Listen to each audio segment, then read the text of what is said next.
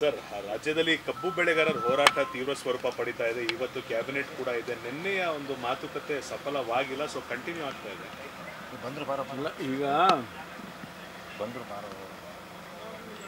ಕಬ್ಬು ಬೆಳೀತಕ್ಕಂಥ ರೈತರು ಪ್ರತಿ ವರ್ಷವೂ ಕೂಡ ಈ ಬೆಲೆಗಳ ವಿಚಾರದಲ್ಲಿ ಬೆಳೆ ಬಂದಾಗ ಫ್ಯಾಕ್ಟ್ರಿಯವರು ನಿಗದಿ ಮಾಡ್ತಕ್ಕಂಥ ದರದ ಬಗ್ಗೆ ಚರ್ಚೆ ಆಗ್ತಾನೆ ಇರುತ್ತೆ. ಈ ವರ್ಷವೂ ಕೂಡ ಮಹಾರಾಷ್ಟ್ರ ರಾಜ್ಯದಲ್ಲಿ ಏನು ಕೊಡ್ತಾ ಇದ್ದಾರೆ ಅದನ್ನೇ ನಮಗೂ ಕೊಡಿ ಅಂತ ಹೇಳಿ ಕೇಳ್ತಾ ಇದ್ದಾರೆ. ಮಹಾರಾಷ್ಟ್ರದಲ್ಲಿ ರಿಕವರಿ ಇದೆಯಲ್ಲ, ರಿಕವರಿ ಮಹಾರಾಷ್ಟ್ರದಲ್ಲಿ ಪರ್ ಟನ್ನಿಗೆ ಜಾಸ್ತಿ ಇದೆ, ಹಾಗಾಗಿ ಅವರು ಜಾಸ್ತಿ ಕೊಡ್ತಾರೆ. ನಮ್ಮಲ್ಲಿ ರಿಕವರಿ ಕಡಿಮೆ ಇದೆ, ಅದರಿಂದ ಅದಕ್ಕೆ ಪ್ರಪೋರ್ಷನೇಟಾಗಿ ರೇಟನ್ನು ಫಿಕ್ಸ್ ಮಾಡ್ತಾರೆ ಅಂಥೇಳಿ ಇರುವಂಥದ್ದು ಈಗಿನ ಪರಿಸ್ಥಿತಿ. ಹಾಗಾಗಿ ನಮ್ಮ ಸಕ್ಕರೆ ಸಚಿವರು ರೈತರ ಜೊತೆಯಲ್ಲಿ ಮಾತನಾಡಿ ಅಲ್ಲಿ ಜಿಲ್ಲಾ ಸಚಿವರು ಸತೀಶ್ ಜಾರಕಿಹೊಳಿ ಇರ್ಬೋದು ಅಥವಾ ಲಕ್ಷ್ಮೀ ಹೆಬ್ಬಾಳ್ಕರ್ ಅವರು ಇರ್ಬೋದು ಅಥವಾ ಬೇರೆ ಬೇರೆ ಜಿಲ್ಲೆನಲ್ಲಿರ್ತಕ್ಕಂಥ ಡಿಸ್ಟ್ರಿಕ್ಟ್ ಮಿನಿಸ್ಟರ್ಸು ಆ ಭಾಗದಲ್ಲಿ ಚರ್ಚೆ ಮಾಡಿ ಅದನ್ನು ಬಗೆಹರಿಸಬೇಕು ಅಂತಕ್ಕಂಥದ್ದು. ಚರ್ಚೆ ವಿಫಲ ಆಗಿದೆ. ನಿನ್ನೆ ಕೂಡ ನಮ್ಮ ಕಾನೂನು ಸಚಿವರು ಅವರು ಕೂಡ ಭೇಟಿ ಕೊಟ್ಟಿದ್ದಾರೆ. ಇವತ್ತು ಏನಾದರೂ ಚರ್ಚೆ ಕ್ಯಾಬಿನೆಟ್ಟಲ್ಲಿ ಚರ್ಚೆ ಆದರೆ ಒಂದು ಹಂತಕ್ಕೆ ಬರ್ಬೋದು ಅಂತ ಅಂದ್ಕೊಳ್ತೀನಿ.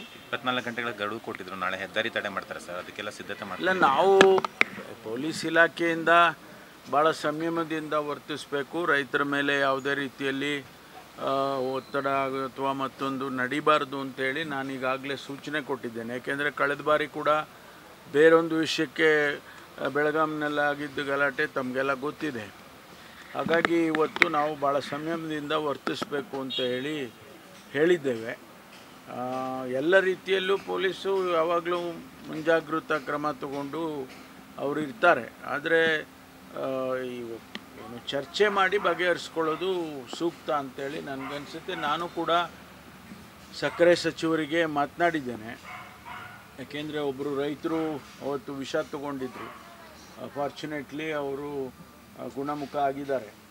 ಹಾಗಾಗಿ ಇವತ್ತು ಇದು ತೀವ್ರ ಸ್ವರೂಪ ಪಡ್ಕೊಳ್ಬಾರ್ದು ಅನ್ನೋದು ಅಷ್ಟೇ. ಯಾಕೆಂದರೆ ಮತ್ತೆ ಅಲ್ಲಿ ಏನಾಗುತ್ತೆ, ಜನ ಅವರ ರಸ್ತೆ ತಡೆ ಮಾಡ್ತಾರೆ ಅಥವಾ ಬೇರೆ ಬೇರೆ ರೀತಿಯಲ್ಲಿ ಅವರ ಪ್ರತಿಕ್ರಿಯೆ ಮಾಡ್ತಾರೆ.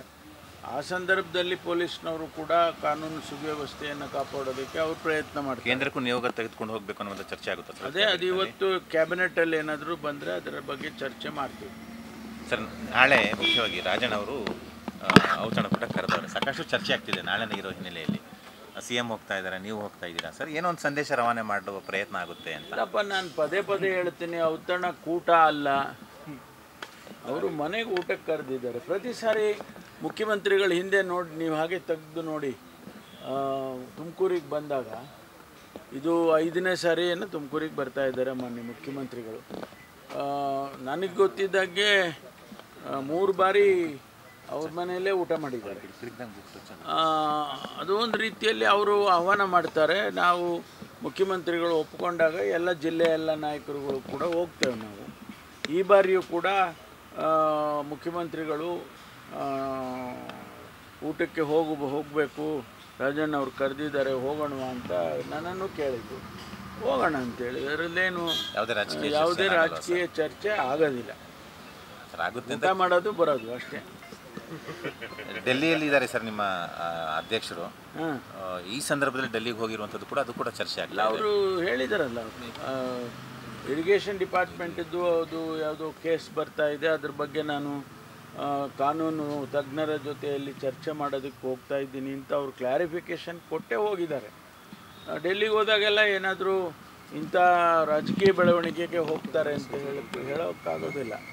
ಸಚಿವರು ಬರಬೇಡಿ ಅಂತ ಏನಾದರೂ ಹೈಕಮಾಂಡ್ ಸೂಚನೆ ಕೊಟ್ಟಿದೆ ಸರ್? ಏನಾದರೂ ಯಾರು ಬರಬೇಡಿ ಡೆಲ್ಲಿಗೆ ಅಂತ? ಇಲ್ಲ, ಯಾರು ಹೋಗ್ತಾರೆ ಅಂತ ಫಸ್ಟ್ ಗೊತ್ತಿಲ್ಲ. ಸತೀಶ್ ಜಾರಕಿಹೊಳಿ ಅವರು ಹೋಗೋದಕ್ಕೆ ಸಿದ್ಧತೆ ಮಾಡ್ಕೊಂಡಿದ್ರು.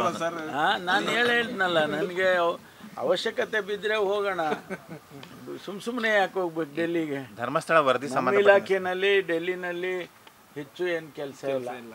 ನಮಗೆ ಏನಂದರೆ ಸೆಂಟ್ರಲ್ ಅಸಿಸ್ಟೆನ್ಸ್ ಏನಾದರೂ ಅಡಿಷನಲ್ ಆಗಿ ಸ್ಪೆಷಲ್ ಗ್ರಾಂಟ್ ಕೊಡೋಂಗಿದ್ರೆ ನಾನು ಲಾಸ್ಟ್ ಟೈಮ್ ಹೋದಾಗ ಮಾನ್ಯ ಗೃಹ ಸಚಿವರನ್ನ ಕೇಂದ್ರದ ಗೃಹ ಸಚಿವರು ಭೇಟಿ ಮಾಡಿದ್ದೆ. ನಮಗೆ ಒಂದು 5,000 ಮನೆ ಪೊಲೀಸ್ನವರಿಗೆ ಮನೆ ಕಟ್ಟಬೇಕು, ಅದಕ್ಕೊಂದಷ್ಟು ಗ್ರಾಂಟ್ ಕೊಡಿ, ಸ್ಪೆಷಲ್ ಗ್ರಾಂಟು ಕೊಡಿ ಅಂತ ಹೇಳಿ ಕೇಳಿದ್ದೆ. ನಮಗಿನ್ನೂ ಕೂಡ ಯಾವುದೂ ಇಲ್ಲಿವರೆಗೂ ಬಂದಿಲ್ಲ. ಅದರಿಂದ ನಮ್ಮ ಇಲಾಖೆಯಲ್ಲಿ ಭಾಳ ಕಡಿಮೆ ಕೆಲಸ. ಅಕ್ಬರ್ ರೋಡಲ್ಲಿ ಕೆಲಸ ಈಗ ಸ್ವಲ್ಪ ನಮಗೆ ಕಡಿಮೆ ಆಗಿದೆ.